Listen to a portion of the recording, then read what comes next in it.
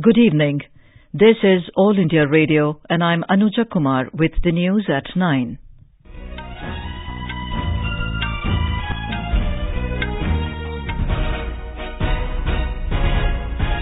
The headlines.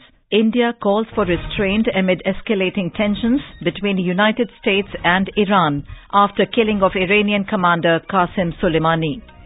BJP and Congress condemn attack on Gurudwara Nankana Sahib in Pakistan. Both parties hold protests near Pakistan Embassy in national capital. Rajasthan Deputy Chief Minister Sachin says accountability must be fixed in death of children in Kota Hospital. New Delhi World Book Fair 2020 begins. In cricket, India to face Sri Lanka in first T20 of 3-match series in Guwahati tomorrow. All-rounder Irfan Pathan announces retirement from all forms of the game. India has called for restraint between the US and Iran. External Affairs Ministry said the increase in tensions between both nations has alarmed the world and it is vital that the situation does not escalate further. The ministry said that peace, stability and security in the region is of utmost importance. After Iran's Revolutionary Guards commander Qasim Soleimani was killed in Iraq by the US, resulting in the escalation of tension in the Gulf region, India said it should be vital that the situation does not escalate further. External Affairs Ministry said India has consistently advocated restraint and continues to do so. Meanwhile, the British government has advised UK nationals to avoid travelling to Iraq and Iran in face of heightened tensions in West Asia. Iran's Foreign Minister Mohammad Javad Zarif hosted his Qatari counterpart Mohammed bin Abdul Rahman Al Thani for talks in Tehran today. Tensions have been escalating in the region following the killing of a top Iranian military commander in Baghdad by the US forces. Iran's foreign ministry said in a statement that Zarif and Al-Thani discussed the new situation in Iraq and the assassination of General Qasim Soleimani among various regional and international issues. The BJP has condemned the attack on Gurudwara Nankana Sahib, Pakistan, saying minorities are not safe in Pakistan. The party said such incidents prove that Citizenship Amendment Act brought by the NDA government is in right direction to provide relief to religiously persecuted people in neighbouring countries like Pakistan. Briefing reporters in New Delhi today, party spokesperson Meenakshi Lekhi said there have been consistent acts of violence on religious places and on minorities in Pakistan.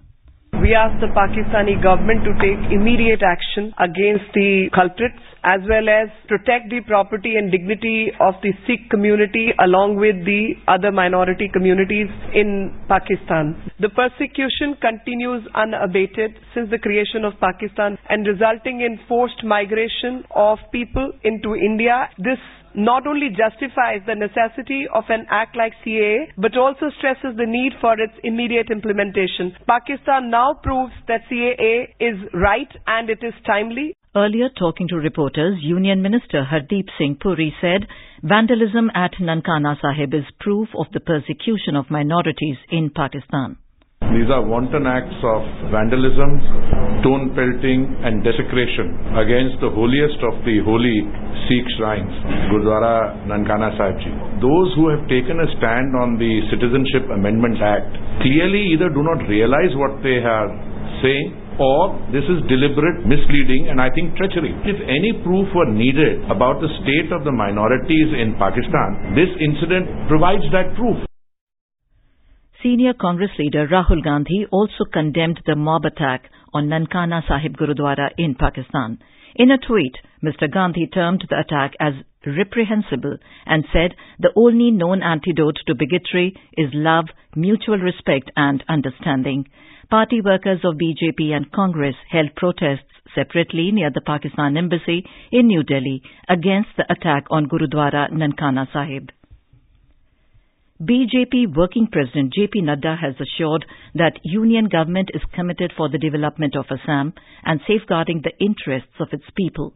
Addressing a party rally in Guwahati today, he said that only those who entered the country till 31st of December 2014 due to religious persecution would get citizenship through the Citizenship Amendment Act, CAA. He alleged that the Congress is misleading people for their vote bank politics. Mr. Nadda said that though former Prime Minister Dr. Manmohan Singh had favoured giving citizenship to Hindu Bangladeshis, it is Prime Minister Narendra Modi who took step for giving citizenship to religious persecuted minorities of the neighbouring countries. In his address, Assam Chief Minister Sarbanand Sonowal assured that Assam will always remain for the greater Assamese society. He alleged that Congress and left parties are spreading misinformation on CAA. Meanwhile, protest against the CAA continues in the state. Chief Minister of Himachal Pradesh, Jai Ram Thakur, has said that the Citizenship Amendment Act only intends to help minority communities facing religious persecution in 3 neighbouring countries. Addressing a press conference in Uttarakhand capital Dehradun today, he alleged that the leaders of Congress and other opposition parties are trying to politicize the issue to mislead the people. He said that the Act has nothing against the minority communities already living in India, as they are already citizens of the country. He said that during the last 5 years itself, as many as 566 Muslims from Pakistan, Bangladesh and Afghanistan were granted Indian citizenship. Mr. Thakur said that the incident of Sri Nankana Sahib was a glaring example of atrocities against the minority communities in Pakistan. Deputy Chief Minister of Rajasthan, Sachin has said that accountability must be fixed in the incidents of death of the children in Kota's JK Lone Hospital. Talking to media after visiting the hospital this afternoon, Mr. Pilot said that he is saddened by the deaths of children.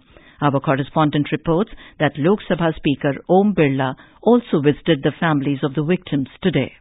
Lok Sabha Speaker Om Birla visited the families of the victims today and assured them of all possible help. He said that efforts should be made to save the infants and necessary equipments and human resources should also be made available immediately in the hospital. मैंने राज्य सरकार को भी आग्रह किया है कि इस संकट की घड़ी में हम किस तरीके से नवजात शिशु और बच्चों को बचा सकते, इसके लिए जो भी इक्विपमेंट की आवश्यकता होगी मैं जन सहयोग से, कई सरकारी एजेंसियों से, कई निजी CSR के तहत मैं तुरंत प्रभाव से उपलब्ध करा दूंगा. After visiting the hospital, Deputy Chief Minister of the state, Sachin said that accountability must be fixed in this matter. He also accepted that the response of the government is not satisfactory. He said that if so many children died in such a short period, there must have been some reason. जो हम लोगों का response रहा है इस पूरे मामले को लेकर वो किसी हद तक संतोषजनक भी नहीं है. मेरा ऐसा मानना है कि आज हम लोगों को जवाबदेही तय करनी पड़ेगी, क्योंकि इतने सारे बच्चे अगर मरे हैं इतने कम समय में तो कोई न कोई कारण रहे होंगे. Mr. Pilot also met the families of the victims. Jitendra Dwivedi, AIR News, Jaipur. A multidisciplinary expert team, including top pediatricians, is in Kota to take stock of incidences of death of children at JK Lone Hospital. This team has been sent by the Union Ministry of Health and Family Welfare for a gap analysis and to take quick measures. The death toll in the hospital has risen to 107 today since December 1st. The Divisional Commissioner Kashmir, Basir Ahmed Khan, today said that the government will initiate action against rumour mongers who are creating fear among the people with nefarious design to disrupt peaceful atmosphere in the valley. He was speaking to media persons in Srinagar. He said that he has received complaints of rumour mongering from Srinagar and Anantnag districts that created fear among the populace. He said that necessary instructions have been already issued to all Deputy Commissioners, SSPs and SPs to identify such elements and arrest them under relevant laws immediately. Mr. Khan appealed the people not to pay attention to rumours and carry on their daily routine without fear. This is All India Radio giving you the news. For quick news updates, visit our News on AIR app and follow us on Twitter at AIR News Alerts. You can also visit our website www.newsonair.com. New Delhi World Book Fair 2020 began at Pragati Maidan in the national capital today. Inaugurating the event, Human Resource Development Minister Ramesh Pokhriyal Nishank said, "This book fair is Asia's largest.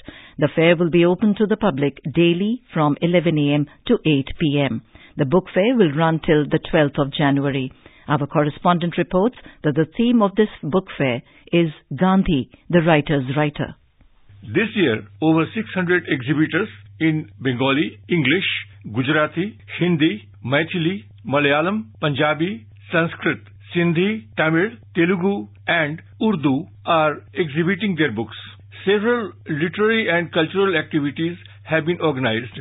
Seminars, book release functions and panel discussions are part of the fair. Conversations with authors and scholars, film screenings and cultural programs are also being held.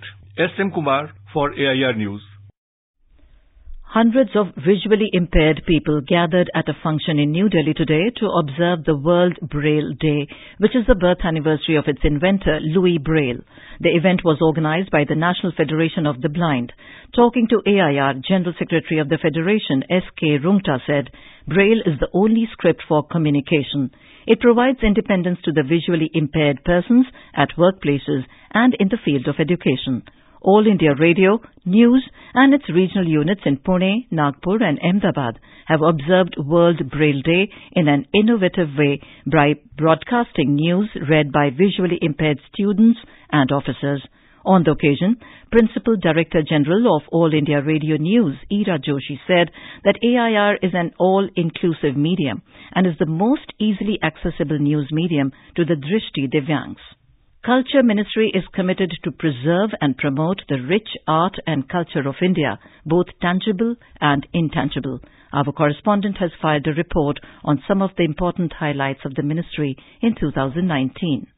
Commemoration of the 150th birth anniversary of Mahatma Gandhi, 29 days cultural extravaganza Sanskriti Kumbh at Kumbh Mela, 10th edition of Rashtriya Sanskriti Mahotsav, restoration work of architectural genius Markandeshwar Temple in Maharashtra, and various other events of Ek Bharat Shresht Bharat were some of the important highlights for the ministry in 2019. Jallianwala Bagh National Memorial Amendment Bill was passed in Parliament, which seeks to make the trust that runs the memorial apolitical. All records relating to Netaji Subhash Chandra Bose and Azad Hind Fauj were declassified and placed in the National Archives of India. The ministry also facilitated setting up of FM radio transmitter on 103.7 MHz frequency at Baltal for Amarnath Yatra program. With Divakar, Suparna Sekia, AIR News, Delhi. On the second day of the 107th Indian Science Congress being held in Bengaluru, wide range of activities were held today, spreading across varied spectrum. The activities ranged from public lectures by professional speakers to a meet by former vice-chancellors on the future of higher education. As part of the National Science Congress, the Rashtriya Kishore Vaigyanik Sammelan was inaugurated by the Nobel laureate Professor Ada Yonath and Bharat Ratna awardee Professor C.N.R. Rao today. In cricket, India will aim to start the new year 2020 on a high when they face Sri Lanka for the first T20 of the three-match series at the Barsapara Cricket Stadium in Guwahati tomorrow. The match is scheduled to begin at 7 p.m.